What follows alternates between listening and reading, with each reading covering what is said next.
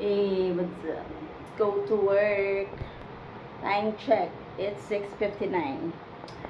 And doon ako maliligo sa hospital. Mas masarap maligo doon dahil kasi naka-warm water. At kahit magkalat-kalat pa ako doon, no problem.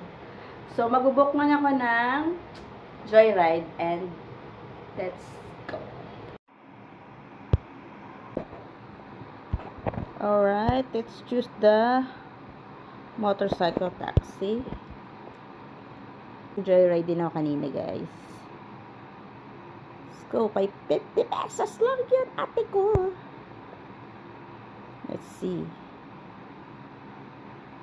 Sana mabilis tayo makabook kasi. Ngayon talaga si kaso. Ganun lang dito sa Manila. Yun ang what I love here in Manila. Kasi yun nga. Pwede kang maganto. Tapos alam mo na ang pamasahe, hindi ka tatatagain. Alam mo na agad ang pamasahe mo.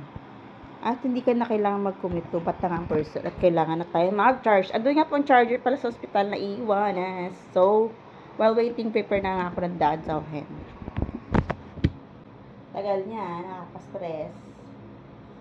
Baka malilita ko niyan. Okay lang guys kung hindi ako maligo ngayon. Pwede naman ako maligo dun mamaya while stipsipation. Ang mahalaga lang, hindi tayo malate. So, bibis lang ako ng scrub suit. Diretso ligo naman tayo mamaya kasi napakasela na ating employer. Naghahanap ng masisisi kung sino nagdala ng virus, ng sakit. Kaya kailangan natin mag-extra careful. Bago tayo talapit kay patient, ay kailangan naligo na. Sobrang tagal mo, ate ko. Ibisan mo naman po eh. Kapatayin ng pinapakuha ng ating kasama. Meron nga pala tayong kukunin. Pwede na mabilis lang tayo nakabukas eh. Siguro ngayon rush hour.